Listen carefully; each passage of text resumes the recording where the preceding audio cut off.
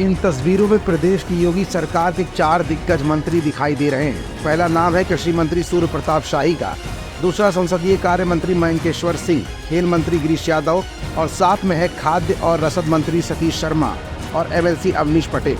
आखिर ये सब फैजाबाद क्यों पहुंचे? जी हाँ, ये वही फैजाबाद है जिसे अब योगी के शासनकाल में अयोध्या के नाम से जाना जाता है और यहाँ की एक सीट है जिसको हम मिल्कीपुर विधानसभा क्षेत्र कहते हैं। योगी सरकार के ये मंत्री दरअसल फैजाबाद के विजिट पर यूं ही अचानक नहीं पहुंच गए।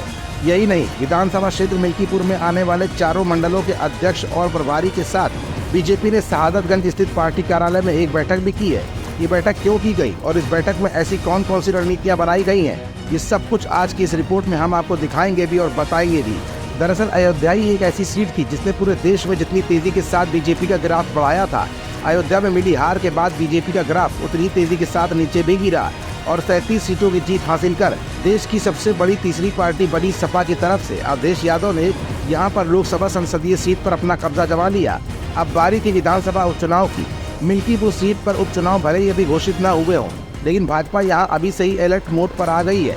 दरअसल ये वही सीट है जो बीजेपी के लिए नाक का बाल बनी थी और फैजाबाद की मिल्कीपुर सीट के साथ सभी 10 सीटों पर यूपी में होने वाले उपचुनाव में भाजपा किसी भी कीमत पर हार का मुंह अब नहीं देखना चाहती है, क्योंकि यही अभी योगी की असली परीक्षा होगी।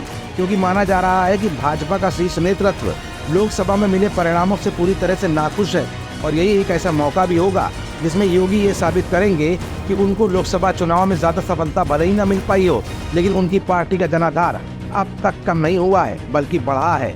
इसी को साबित करने के लिए विधानसभा उपचुनाव में सभी 10 सीटों को जीतने का दावा कर रहे योगी अब पूरी तरह से मैदान में उतर चुके हैं। योगी ने इन सभी सीटों को जीतने के लिए मजबूत रणनीति भी बना ली है। इसी रणनीति के तहत योगी सरकार के 4 मंत्री मिल्कीपुर विधानसभा क्षेत्र पहुंचे थे।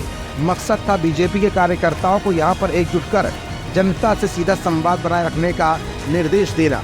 खेल मंत्री गिरीश यादव ने मंडल के सभी पदाधिकारियों को क्षेत्र में सक्रिय रहने और बूथों पर काम करने वाले पदाधिकारियों से नियमित रूप से संपर्क करने के आदेश दे दिए हैं। यहाँ पहुंचे चारों मंत्रियों का प्रतिनिधिमंडल बूथों पर विशेष ध्यान देते हुए दिखाई दिया।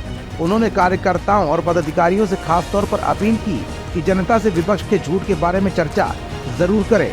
यही विधानसभा उपचुनाव में जीत का असली मंत्र होगा। फिलहाल योगी के 4 मंत्री उपचुनाव की घोषणा से पहले ही जिस तरह से सक्रिय दिखाई दिए, उसे देखकर लगता है कि फैजाबाद मिल्कीपुर विधानसभा सीट पर होने वाले उपचुनाव में योगी किसी भी तरीके से पीछे नहीं रहने वाले। हमारा channel Indian news services INS like, share and subscribe करना ना भूलें। बेल आइकन पर बटन दबाएं और देखें लेटेस्ट खबरें INS पर। INS, हर भारतीय की आवाज।